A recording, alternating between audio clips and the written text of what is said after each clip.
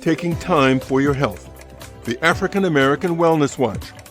Trusted information for us, by us. Dr. Mike Lenore and other experts from around the country and around the world have the latest on how you and your family can get healthy and stay well. It's time for the African American Wellness Watch.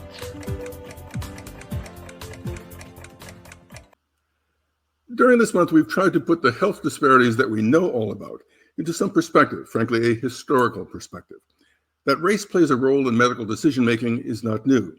That Blacks don't want to participate in medical experimentation is not new. But our hope is that understanding the historical roots to health disparities might drive us to finding solutions more quickly. We have leaned on the great work from the Healthcare Policy Foundation, KFF, formerly the Kaiser Family Foundation, and frankly, one of its chief vice presidents, Samantha Artiga. And of course, we've leaned on our host, Dr. Mike Lenore, who frankly suggests that maybe the first thing we might do to address health disparities is find a way to get more Black doctors. Well, I think we have about the same percentage of physicians, Black physicians, as we did 100 years ago when the National Medical Association was founded. Another number of dynamics go into that. I think too often that the road to medicine is more difficult for the underserved and people of color simply because they don't have role models early on. They don't have mentors as they go along. And so consequently, the path through from high school through to medical school can be very lonely. I went to the University of Texas, where we had about 3 African Americans in my class, 3 Jewish students and 3 Mexican students. And so consequently, most of my journey to medicine was taken without the benefit of some of the ancillary resources that other people had. So that's one thing. I think second, there was an age of affirmative action when people started to look at what makes a good doctor. It may not be the highest grade on the MCAT. In fact, it may not even be the number one person who graduates in the class who has the most successful practice.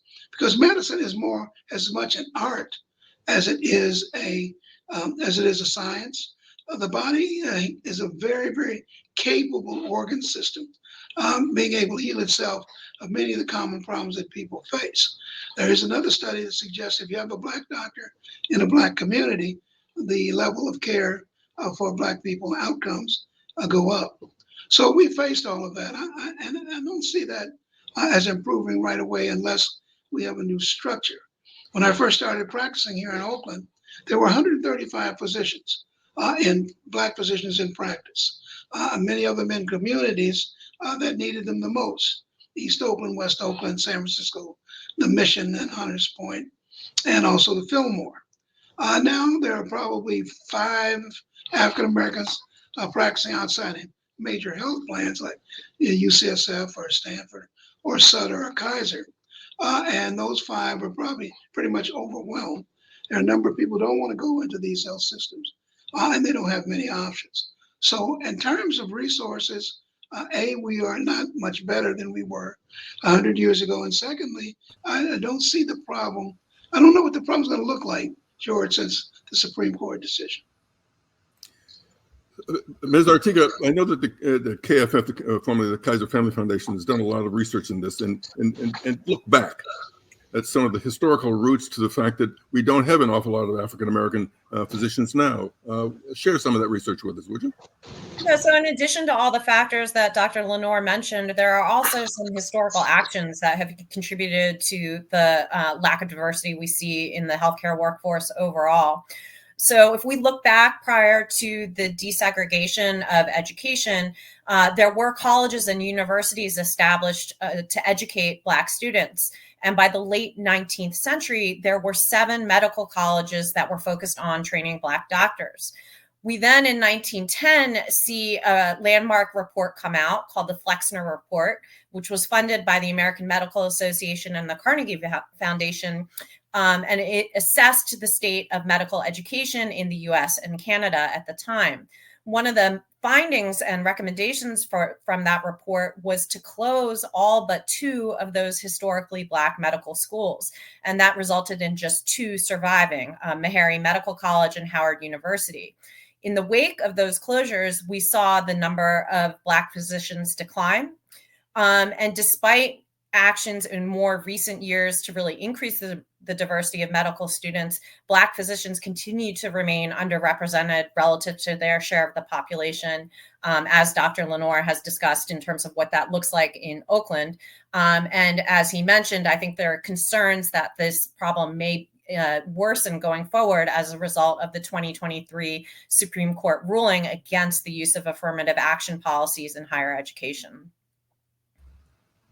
And that lack of Black physicians has a direct impact on the quality of care that African Americans get, right?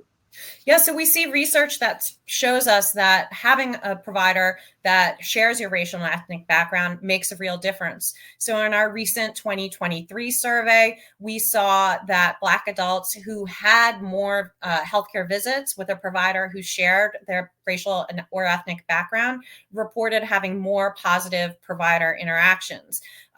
There is other research that suggests that this patient-provider racial concordance is associated with lower emergency department use, increased use of preventive care, as well as decreased disparities in infant mortality. So this having a provider who shares your background does appear to make a difference in terms of both the quality of care you receive as well as health outcomes. We also see in that survey that Black adults are less likely than white adults to say they have most of their visits with a provider who shares their background and experience because of this underrepresentation in the healthcare workforce. And that underrepresentation is exacerbated by other hurdles that would-be African American doctors face, like fewer role models, fewer mentors, and over-reliance on racially biased admission examinations. But it's not just eliminating affirmative action that threatens our health. There's another Supreme Court ruling as well, the one that outlawed abortion. So where do we go from here? How do we make progress? How do we not just get so frustrated by the lack of progress that we just shut down and give up? Yeah, I mean, I think this conversation is a really good example of where to start, and that's really being open and honest and reckoning with the role that racism continues to play in people's experiences and their health today, and recognizing that a lot of these events that occurred in the past continue to have lasting impacts today. So while some of those policies are no longer in place, many of the inequities we see across our systems remain rooted in those historic policies and actions. In addition, I think really shining a light on disparities and the impact that they have on people's lives. When we look at things like shortened life expectancy among Black Americans, again, just focusing on the inequities in the systems and the impacts of racism are shortening people's lives. So these have real impacts. I think when we saw those real impacts after in the COVID-19 pandemic, that really opened a lot of people's eyes to these issues. And I think continuing to keep the focus there on those impacts is really important. I think also recognizing that while a lot of health is determined by what happens in the healthcare system, that a lot of factors outside the healthcare system, including social and economic factors, really play a major role in driving and shaping people's health.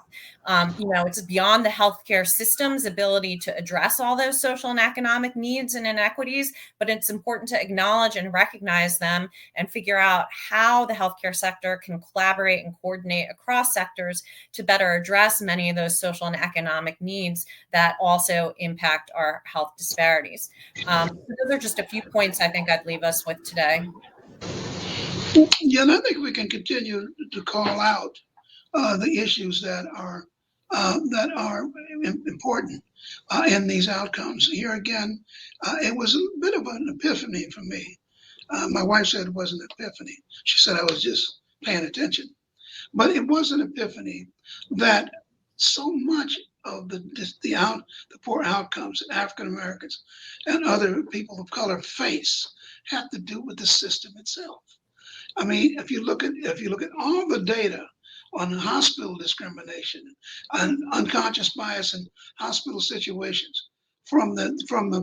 And if you look at the situation for many Black people, from the first person they encounter in a physician's office or a system of physicians' offices may be a kind of a disrespectful interaction, all the way through not wanting to spend time explaining conditions, not having an advocate, not navigating the system properly. I think those are things that can be corrected. Those are things that we can provide clarity to. Those are situations that we can give instructions for. And that's what we try to do through these programs and through the African American Wellness Projects, to get people those tools. Because I agree with you, Ms. Ortega, that it is a system-wide, kind of a national problem. We are #1 in health expenses and 37th in outcomes. And for African Americans, we may be 67th in outcomes, and we need to call attention to that. But then I believe, and I still believe, as I did 20 years ago when we started this, that to improve health equity starts from the bottom up. A community prepared to ask the necessary questions to get the kind of care that they need, and insisting and demanding that, not from the top down. I don't think a national health plan, a Don't Healthy People Another Time, any of that's going to change the dynamic unless we as a community understand that the kind of care we get can be substandard if you permit it. And then if you demand good quality health care, that it isn't, well, here's what I often say, that is, we as a people got as mad about health care that it's disrespectful, ineffective, inefficient, and sometimes dangerous, as when somebody cuts in front of us in the Safeway line, we wouldn't have this problem. So that's it, bottom up and not top down. That's the direction towards success. So many of the tools that we can use can be found on the website of KFF. It's a one-of-a-kind resource. And also find resources on our website at aawellnessproject.org. There we will also give you timely tips and health information as well. We hope that this month-long look at disparities through a historical lens will frankly encourage and empower you to get and stay well. Together, and I'd like to thank those of you who've been watching our program to remember the African American Wellness always suggests health is your biggest asset, so protect it.